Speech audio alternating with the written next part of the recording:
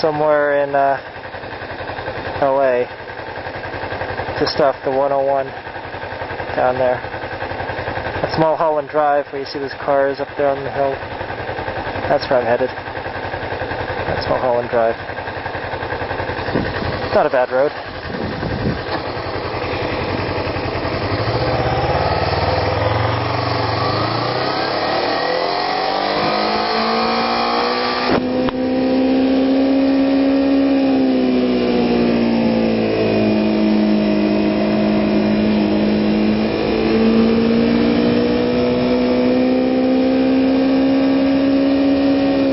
So I'm trying to get used to riding the 250 again. I know this is going to sound ridiculous, but I actually felt that the F4i felt a little easier to control. One of the main differences is that the F4i feels a lot heavier. It's got a lot more weight, so you can't like shift the thing around as easily. At least I can't. I can't shift the bike around just by moving my hips. Whereas on this bike, I could pretty much hula hoop back and forth and make the bike flop left and right. But I can't really make that happen as easily on the F4i.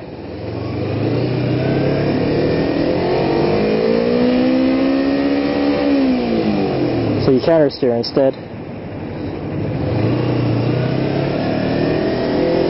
Another thing that this bike doesn't have is the cool automatic reserve. The F4i switches to automatic reserve fuel and it tells you how much you have left. It has a little countdown meter made up of, I think, 5 bars. When those bars run out, you're out of gas. You have about 35 miles or so on the F4i when you hit reserve. I have yet to hit reserve on the Ninja because it has such great range. But it's a real pain in the ass if you have to switch to reserve on this bike. There's a little fuel reserve switch called, I guess the British call it a petcock, on the side of the bike. You're supposed to reach down while you're riding and twist it to the reserve position. And I tried doing that while I was off the bike and it was quite stiff and stuck, so it took quite a bit of force to turn that thing, so I don't think I can do that while I'm moving. So now we're on Mulholland Drive.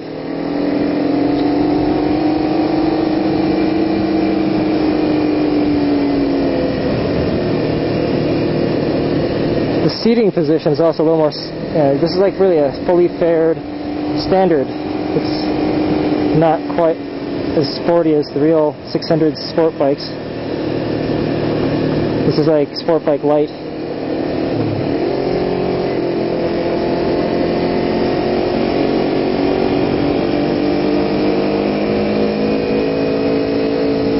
But it's a great bike to learn on. In some ways, you have to be a better rider on this bike than you do on the F4i.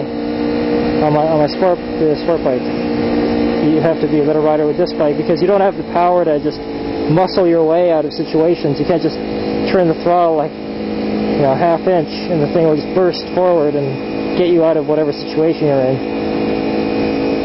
It's easy to get dependent on that kind of power.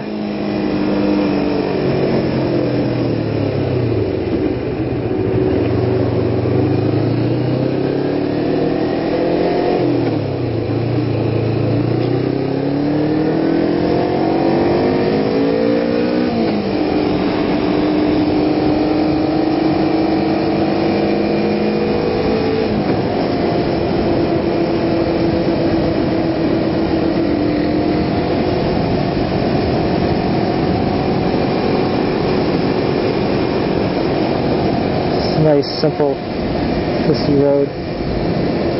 Surface conditions are mostly good, except for a few spots.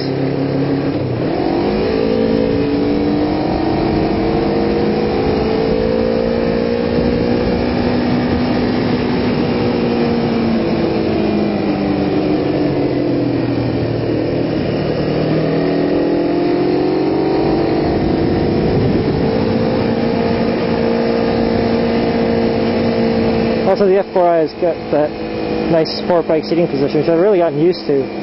So this feels a little stranger. I mean, my hands are a little more laid back in the seat. I don't feel as close to the bike as I did on the F4i. And the power, man, I miss the power.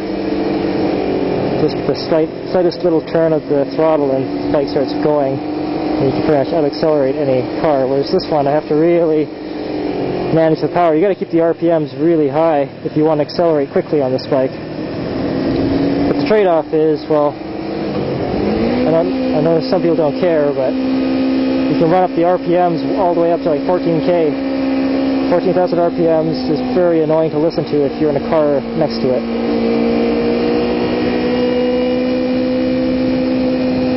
And I'm not really into pissing people off by revving my engine really loudly, except in the tunnels. You gotta like the sound of the tunnels.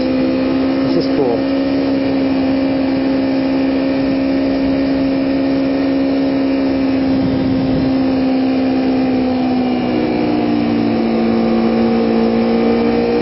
So I'm really just taking it easy here. I'm not even attempting to go quickly.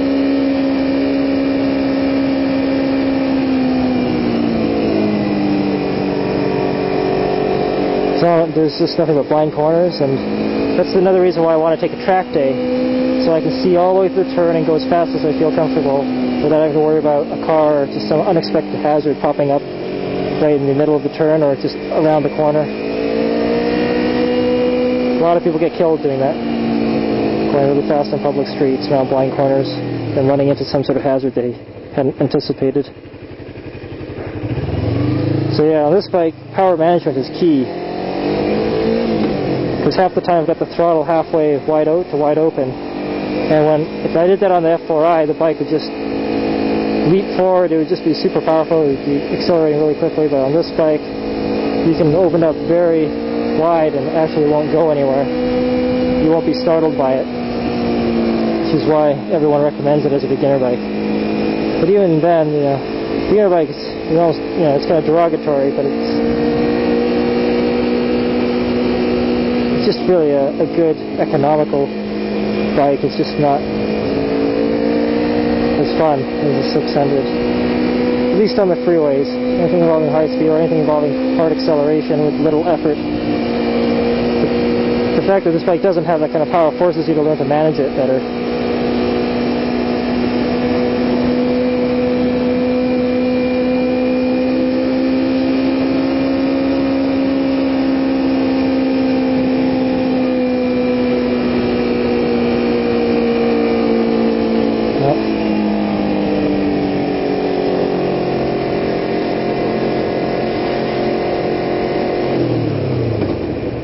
Take a little stop here. Check this place out.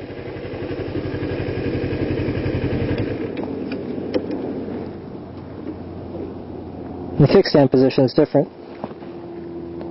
The kickstand is further back than on the F4i.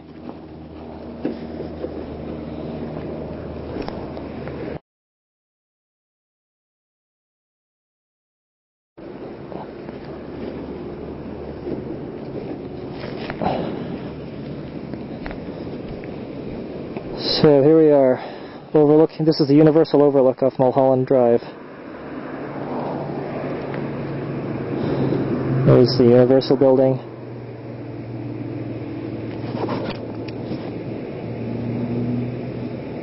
Universal Cities right there. Or Universal Studios. And up in those mountains, if you go way over into those mountains, you hit Angeles Forest and Angeles Crest. I haven't taped those ones yet, but I will. There's the 101 freeway.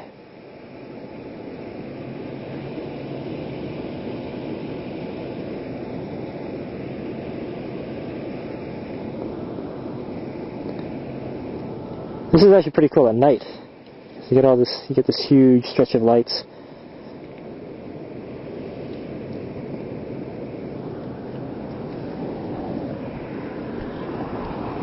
Back to riding.